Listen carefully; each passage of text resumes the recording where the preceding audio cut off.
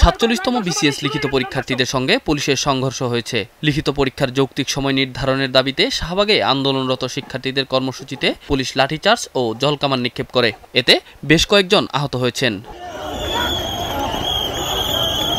আন্দোলনকারীরা প্রায় ৫ ঘণ্টা শাহবাগ অবরোধ করে রাখেন। পিএসসি প্রতিনিধিরা তাদের সরে যেতে অনুরোধ করেন। পরীক্ষার সময় বৃদ্ধির ঘোষণা না দেয়া পর্যন্ত অবস্থান চালিয়ে যাওয়ার ঘোষণা দেন প্রার্থীরা।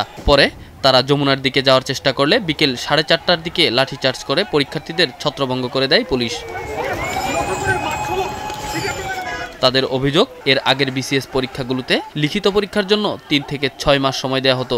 এবার হাতে মিলছে মাত্র ৪০ দিন। এ সময় প্রস্তুতির জন্য পর্যাপ্ত নয়। এই সিদ্ধান্তকে বৈষম্যমূলক বলে অভিযোগ করেন পরীক্ষার্থীরা। ৪৭তম বিসিএস এর লিখিত পরীক্ষা ২৭ নভেম্বর শুরু হবে। কারিগরি বা পেশাগত ক্যাডারের পদসংশ্লিষ্ট বিষয়ে লিখিত পরীক্ষা চলবে ১৮ ডিসেম্বর পর্যন্ত। Enamul Haque, star news, Dhaka.